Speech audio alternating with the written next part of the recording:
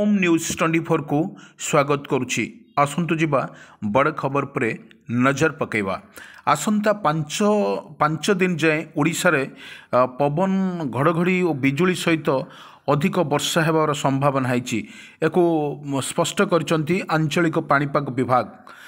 लघुचाप प्रभाव रे जो पाग मेघुआ रही ओडिशा उपरे बात्यार प्रभाव नथिले मध्य प्रबल वर्षा पूर्वानुमान करिछि आंचलिक पाणीपाग विभाग।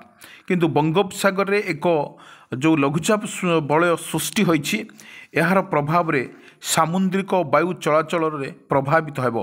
किंतु अधिक जिले में पाग मेघुआ रही तापमात्रा कमिबो। किछि जिले में घड़घड़ी सह वर्षा बिजुली सहित पवन वर्षा हेबो।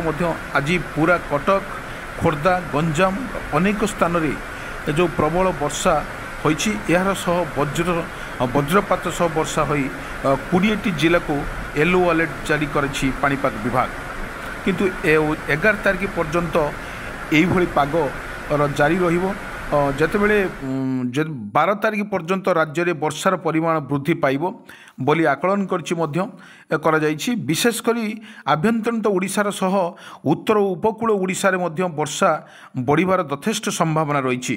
अक्टोबर 14 रु 20 तारिख मध्य केन्द्रीय पार्श्ववर्ती दक्षिण बंगोपसागर में आउ एक लघुचाप दाना बांधुची अवपात सृष्टि हेबार संभावना रही। एटी देखा गले जो प्रकार लघुचाप सृष्टि होची अक्टोबर मासरे यार किपरि भाव में अधिक घनीभूत पाग मध्य अनुकूल रही। यार प्रभाव में ओडिशा उपरे किपरि भाव में पड़िबो ताहा वर्तमान सुधा स्पष्ट करा जाय नै। किंतु आगको पाग परिवर्तन हेबो। किंतु एभली भाव में जो लगातार भाव में जो लघुचाप सृष्टि होची ताहा फल रे मध्य किछि क्षयक्षति होची।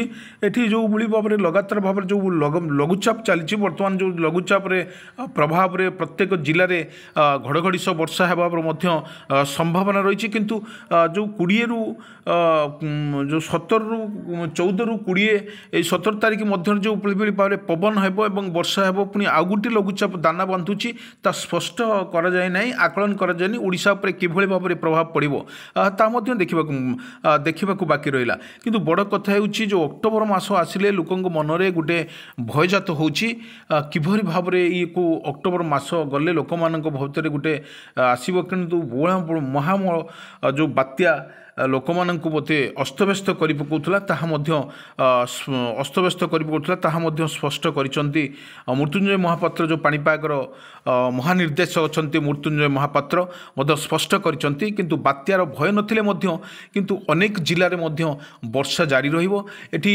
बड़ कथा हेउची जो कटक खोर्धा एभली जगह जो प्रबल मात्रार जो वर्षा आसुची किंतु आगक ऋतु जो पर्वण ऋतु अच्छी पर्वण ऋतुर किसी लोक मैंने क्षय कर जो आकलन कर स्पष्ट कर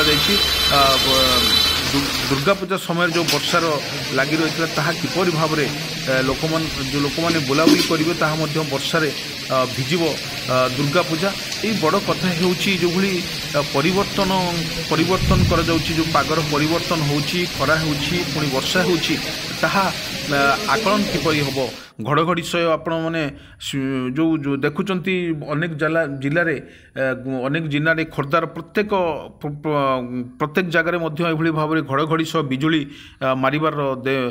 मारुची वर्षार परिमाण बढ़ुची आकलन करा जाउची। किंतु एभली भाव में जो होउची ताहा देखा बाकी रहा। जो 20 रु जो वर्षार परिमाण जो बढ़िबो 14 रु 20 जो वर्षार परिमाण बढ़िबो ताहा मध्य एक दाना बांधुची एक लघुचाप। ए लघुचाप प्रभाव में ओडिशार अनेक स्थान में वर्षा घड़घड़ी सह बिजुली मारिबार संभावना रही। किंतु ओडिशा पर केते प्रभाव पड़िबो ताहा मध्य स्पष्ट करा जाय नै।